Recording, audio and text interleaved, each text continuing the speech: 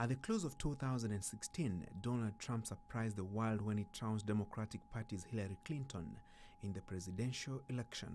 Pollsters had ruled him out and predicted a victory for Clinton, a feat that would have made her the first woman president in USA.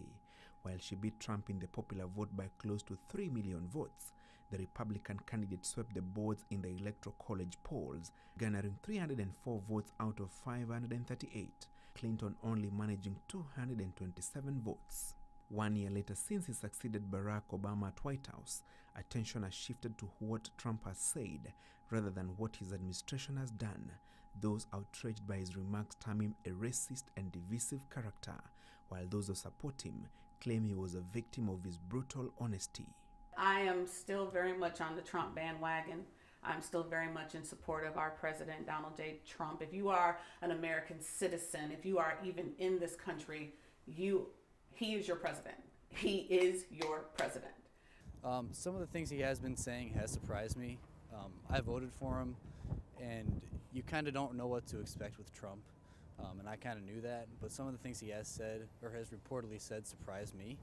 Ohio is one of the Rust Belt states that surprisingly voted for Trump and boosted his ride to White House. The state had twice voted for Obama and was expected to back Clinton's bid for the country's top job. Some residents regret backing Trump, while his die-hard fans still identify with him, criticism leveled against him notwithstanding.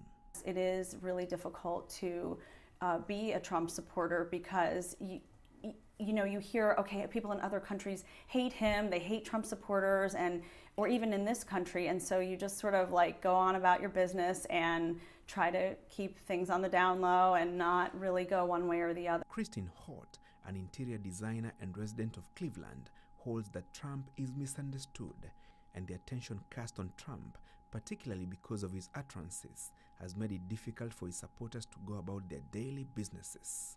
It's hard because you live side by side with people and you want to be friends with them, and just because your views are different or because you have a different understanding of a candidate or of our president, you feel like sort of like you don't want to let anybody know. But Trump's recent comments during a meeting with lawmakers at White House last week called to deliberate the proposed immigration policies have turned the spotlight on him. He reportedly termed Haiti and African nations, where a majority of immigrants come from, as shithole countries. Though he denied making the utterances, the wave of fury they triggered rages on. You know, calling countries that, I think that's over the top. Like I said, you don't know what to expect with Trump, but I think that's over the top.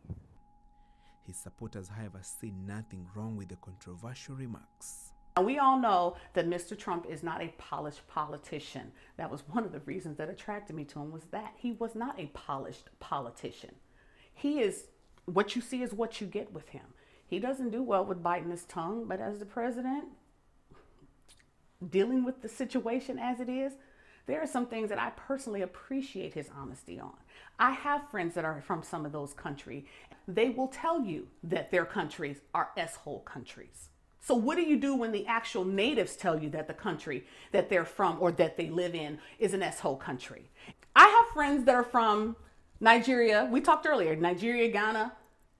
They don't have a lot of nice things to say about their country. And if their country is so great, Mona, why are they leaving in masses to get out of those countries? With the presidential election coming up in 2020, the question that lingers on is whether Trump will have his White House occupancy mandate renewed or whether he will be a one-term president.